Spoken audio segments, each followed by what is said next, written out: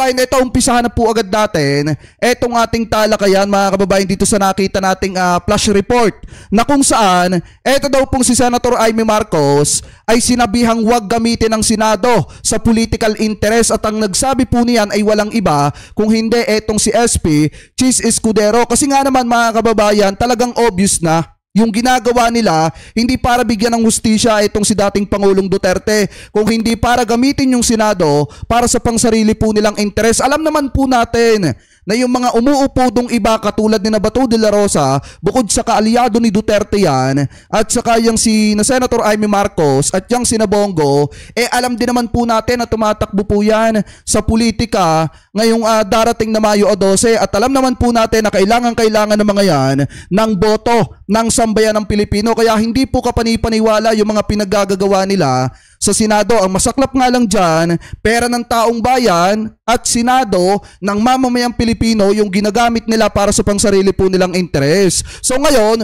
pakinggan nyo mabuti itong nakita nating balita galing po dito sa UNTV. I-play na po natin.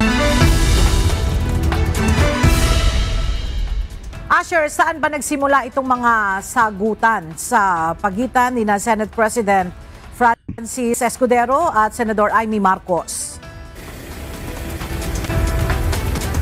Pinatawan kasi ni Senador Amy Marcos ng contempt order si Ambassador Marcos Lacanilaw ng Office of the Special Envoy on Transnational Crime. Kasi ito ng pagsisinungaling ng ambahador umano sa gitna ng pagdinig ng Senado kaugnay ng pag-aresto at pagpapasuko ng pamahalaan kay dating Pangulong Rodrigo Duterte sa International Criminal Court o ICC.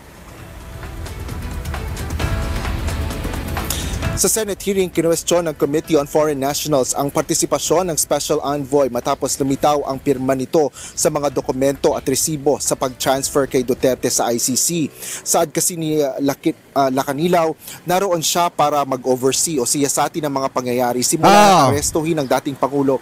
Kasi sa totoo lang mga kababayan, miski hindi na naman kasi magpaliwanag yung mga government official natin dun sa kanilang ginawang trabaho. Kasi unang-una, may warrant of arrest nga galing sa ICC ipinadaan sa Interpol at kailangang i-implement kay dating Pangulong Duterte. At kung titingnan din po natin mga kababayan, mas maganda na doon talaga siya litisin sa International Criminal Court kasi doon talagang magiging patas at hindi bias yung takbo ng paglilitis kay dating Pangulong Duterte. Kasi mga kababayan, sa totoo lang, hindi naman sa sinasabi ko na wala tayong tiwala sa mga hukuman natin dito sa Pilipinas, pero ang gusto kasing mangyari ng mga pamilya ng nabiktima ng maling pulisiya ni dating Pangulong Duterte, doon siya litisin. Kaya doon po dinala ang demanda nila, ang kaso nila laban kay dating Pangulong Duterte kasi nagtitiwala sila sa International Criminal Court na mapapapanagot doon si dating Pangulong Duterte kapag ka napatunayan na talagang nagkasala po siya. Pero pag dito po sa Pinas kasi mga kababayan, aminin man po natin or hindi, di umano umaandar yung padrino system. Lalo na ngayon, kita nyo nga dito pa lang sa hearing ng Senado, kitang-kita na mga kababayan kung gaano katindi yung padrino system na sinasabi. Bakit? Dahil pagka yung interest ninyo ang pinag-uusapan, yung panawagan ninyo na umpisahan yung impeachment trial, ano ginagawa ng mga yan? Tahimik, kunyari walang narinig, hindi kayo pinapansin. Pero kapag ang pinag-uusapan ay interest ng mga kaalyado nila, talagang agresibo at gising na gising ang mga yan para buksan ang Senado kahit naka-recess para lang pag-usapan yung patungkol sa interes ng kanilang mga kapartido. Kaya nga po kung tutusin mga kababayan, ang gustong mangyari ng mga pamilyang naiwan, ng mga nabiktima noong panahon ng EJ kay mga kababayan na tambadugong pakikipaglaban ng Duterte administration sa ipinagbabawal na bato, yung maling pulisiya ni Digong, dapat pagbayaran niya yun mga kababayan at dapat maliti siya doon sa hukom, sa korte na walang tinitingnan na kahit na sino pa man mga kababayan. Ibig sabihin, patas yung nagiging paglilitis mga kababayan sa kaso na lalo na at mabigat itong kaso ni dating Pangulong Duterte. So ngayon, hindi natin masisisi mga kababayan Pilipino natin kung bakit mas nagtiwala sila doon sa International Criminal Court kaysa po dito sa ating bansa. Kasi nga, kay Secretary Boying Rimulya na rin nanggaling na nung panahon ni dating Pangulong Duterte, kahit piskalya ay tinatakot ng mga kapulisan, mga kababayan, kaya wala talagang hustisya. Ano po ngayon, ipagpatuloy pa natin? Hanggang dalhin ito sa The Hague at ipadetine sa ICC Detention Facility. si Duterte. Ngunit duda ang komite sa ilang impormasyon na sinagutan ng ambahador dahil hindi tugma ito sa aktual na pangyayari.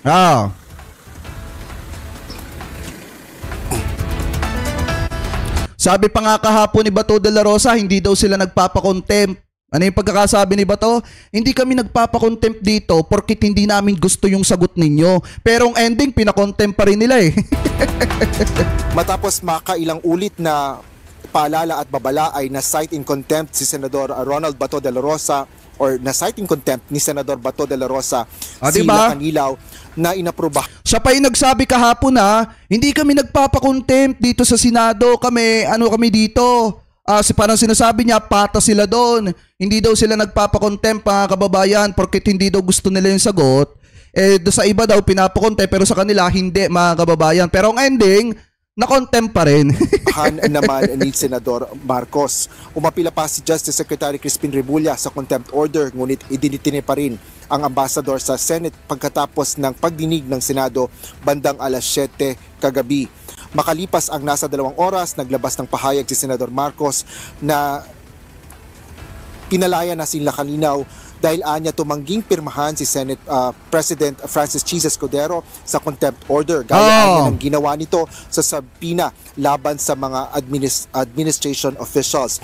Nagpahayag pa ang President. Kasi Senator Amy, hindi lahat ng gusto ninyo pwede ninyong gawin. Ang taong bayan inip na dyan sa mga pinaggagawa ninyo sa Senado. Ang kailangan ng taong bayan, yung mga panukalang batas ninyo, makagawa kayo ng batas na makakatulong sa interes ng mamamayang Pilipino, hindi interes ng mga kasamahan ninyo. Lalo na ngayon, alam naman natin na ikaw, Senator Amy Marcos, ay re-electionist at kailangan mo ng matinding exposure sa taong bayan. Kailangan mong makita ka ng mamamayang Pilipino. Kaya ginagawa ninyo, di umano yung mga hearing na yan. Ang taong bayan ayaw na ng ganyan. Sawang-sawa ng mamamayang Pilipino sa mga pakulo ninyong yan. Kasi nga kahit anong gawin ninyo, hindi na maibabalik ng Pilipinas si dating Pangulong Duterte hanggat hindi pa natatapos yung paglilitis patungkol sa mga kasong kinakaharap po niya. Yan po ang katotohanan dyan. Kahit pa 100 beses kayong mag-hearing dyan, wala nang magagawa yan. O bakit natin nasabi mga kababayan? Tingnan nyo nga yung komento mismo ng kinakasama ngayon at asawa ni dating Pangulong Duterte. Eto, pakinggan nyo kung ano yung sinasabi dito ni Hanilet Abansenia patungkol po mga kababayan sa isinasagawang hearing dyan sa Senado. Eto, basahin muna natin yung sinasabi dito. Paek-ek lang yon. Yan ang sagot ni Hanilet Abansenia, common law wife ni dating Pangulong Rodrigo Duterte nang hingian ng reaksyon hinggil sa ginagawang investigasyon ng Senado sa pag-aresto sa dating Pangulo. Hindi ako naniniwala sa kanya. Kay Senator Amy Marcos daw. Tanong siya, ano ba talaga nangyari? Hindi ba niya makita kung ano nangyari? Yan yung sabi ni Hanilet Abansenia sa ginagawang hearing ni Senator Amy. Alam niyo mga kababayan na ito yung masakit dito Todo hearing si Senator Amy Marcos ng pagpapakita ng suporta sa mga Duterte, pero hindi naman kinikilala ng mga Duterte yung ginagawang sakripisyo ni Senator Amy Marcos. Hindi ba niya naiisip?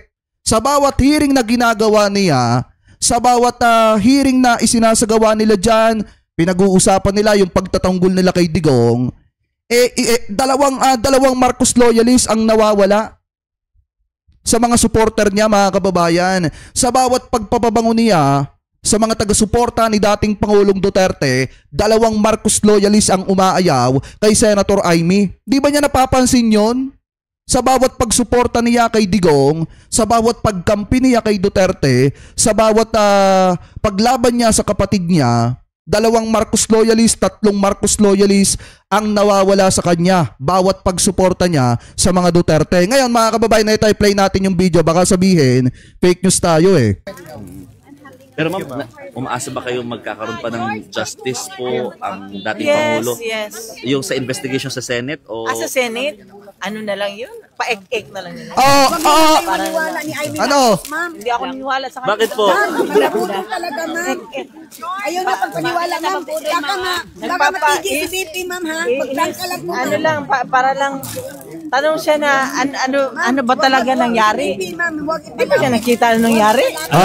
Kita niyo yan mga kababayan, balik natin dito. Kita nyo? Yung sabi ni Hanelit Abansenya kay Senator Amy Marcos. Ano yung sabi pa nung ibang mga DD-shit? Huwag kayong maniwala dyan, ma'am. Budo lang yan. Tapos sinigundahan ni Hanelit Abansenya, tanong siya ng tanong, hindi ba niya alam kung ano nangyari? Ibig sabihin, kahit yung kinakasama ni dating Pangulong Duterte, hindi po talaga naniniwala sa ginagawang investigasyon ni Senator Amy Marcos. Kahit mamangka siya ng mamangka sa dalawang ilog, hindi naman siya susuportahan ng mga DD-shit. Bakit? Kasi ang pananaw ng mga taga-suporta ni dating Pangulong Duterte, straight vote sila dyan po sa PDP. Hindi nila susuportahan etong si Senator Amy. Sa bawat pagpapabango ni Senator Amy at pagsuporta sa mga Duterte, nawawala naman ng tiwala sa kanya yung ibang mga Marcos loyalists. Kaya nga po salang-sala yung hakbang na ginawa ni Senator Amy Marcos na mamangka siya sa dalawang ilog at mas paboran niya ang mga Duterte kasi hindi naman siya ibuboto ng mga DD-shit. Kahit nga si Sara Duterte nagdadalawang isip na suportahan po etong si Senator Amy. Ikampanya etong si Senator Amy. Dun pa nga lang sa partido ni PBBM, tinanggap na siya Kaso ang problema, siyang may ayaw. At alam naman po natin ang dahilan kung bakit may mga hearing na ganito. Kaya nga nagpaalala na si SP Chis Escudero na wag gamitin ni Senator Amy Marcos ang Senado para sa pangsarili pong political interest. Kasi gamit na gamit talaga. Presidential sister ng pagkadismaya at tinawag na dangerous o mapanganib ang desisyong ito ng tagapangulo ng Senado. Paliwanag naman ni Senador Escudero ang mga saksi na inaakusahan ng Kongreso na nagbibigay ng maling testimonya ay nararapat bigyan ng mahigpit na due process. Tama! Na hindi anya na ibigay kay Lacanilaw bago ito iditine. Hindi rin anya papayagan ng Senado o ang opisina ng Senate President na magamit para sa partisan interests, lalo pa ang mga re-election. Sobrang partisa naman talaga mga kababayan. Sobrang bias ng hearing ni Senator Amy. Bakit? Kasi tingnan nyo mga kababayan talagang ang dinidepensahan lang nila dyan si dating Pangulong Duterte. Saan ka ba naman nagkatala? Only in the Philippines. Na yung mga kababayang Pilipino natin na law enforcer na nag-implement lang naman ng arrest warrant ang iniimbestigahan ng Senado. Saan ka ba naman nagkatala? Saglit na pasalamatan niya mga yan kasi kahit papaano gumagaan ang loob at pakiramdam ng mga pamilyang akala nila wala ng hustisya silang makukuha dahil nga etong si dating Pangulong Duterte makapangyarihan at dating presidente ngayon nararamdaman na ng mga kababayang Pilipino natin na unti-unti na nilang makakamta ng hustisya kasi nga nadala na sa The Hague, Netherlands etong si dating Pangulong Duterte. Tapos ang pinakamasakla pa dyan, yung mga kapulisan na nag-implement lang naman ng arrest warrant, iniimbestigahan dyan sa Senado. Only in the Philippines lang talaga. Electionista sa darating na halalan. Dagdag pa ni Escudero, ang Senado ay institusyon ng rason at patakaran at hindi para gamitin sa propaganda o self-promotion. Bunsod nito, hinimok ni Senador Escudero si Senador Amy Marcos na huwag gamitin ang Senado para sa personal na layuning politikal at sa halip ay gamitin ang sariling pangalan, titulo at impluensya para sa pagkakaisa. At saka to be clear mga kababayan, baka sabihin na naman ng mga DD-shit dyan na walang utak. Paano naman yung mga nabiktima ng addict, sir? Uulitin ko lamang po mga kababayan yung dinidepensahan natin dito, yung due process at yung mga biktima katulad ng mga bata na nadamay noong panahon na isinasagawa ng Duterte administration yung madugong pakikipaglaban sa ipinagbabawal na bato. May mga batang nadamay at ang isang halimbawa dyan ay walang iba kung hindi etong sina Kian de los Santos mga kababayan at yung iba pang mga bata na nadamay. Hindi po natin dinidepensahan dito at pinoprotektahan dito yung mga adik, wala tayong pakialam doon. Ngayon mga kababayan, yung mga magsasabi dyan, paano naman yung mga nabiktima ng adik, sir? Kaya nga may due process di hulihin, ikulong at bulukin sa kulungan kapag ka napatunayan na nagkasala. Ganun lamang po kasimple. Hindi yung huhulihin at itutumba at isasalvage mga kababayan. Maling-mali po yan. Ano po ngayon, ipagpatuloy pa natin. At tapos ang pinakamali pa dyan, marami mga kababayan Pilipino natin ang itinutumba ng mga panahon na yon. Pero yun pala mga kababayan ay sacrificial lang para mapaikot yung bilyon-bilyong halaga ng ipinagbabawal na bato. Dapat sagutin din yun mga kababayan ng pamilyang Duterte kasi nauugnay si Pulong Duterte, si Manscarpio at etong si etong si Michael Yang. Mga kababayan, ano po, hindi pa nila nasasagot yan. Dapat sagutin din nila yan. Anyway, pagpatuloy pa natin. Hindi sa dibisyon. Sa ngayon, Ella, ay wala pa ring reaksyon si Senador Amy Marcos kaugnay sa pahayag ni Senate President Escudero. Yan ang latest sa Senado. Balik sa'yo, Ella. Ayan. Kita nyo mga kababayan ha. Nagsalita na si SP at nagbitaw ng salita na dapat wag daw gamitin ni Senator Amy Marcos ang Senado para sa pangsarili po niyang political interest dahil aminin man natin po or hindi, si Senator Amy Marcos ay tumatakbo ngayon sa pagkasenador at yung ginagawa niya dyan ng mga hearing na yan ay pabor na pabor sa kanya. Mga kababayan, lalo na at kinukuha niya yung suporta at tiwala noong mga taga-suporta ni Digong. Ano po, so ngayon, tama yung sinabi ni SP na wag gamitin ang Senado, lalo na at yung mga umuupo doon at kunyari nag-iimbestiga, mga re-electionist. Yung iba, katulad nitong sina Bato de la Rosa at netong sina Bongo. Kaya gamit na gamit po talaga ang Senado, gamit na gamit ang pera ng taong bayan ng mga politikong yan na tumatakbo.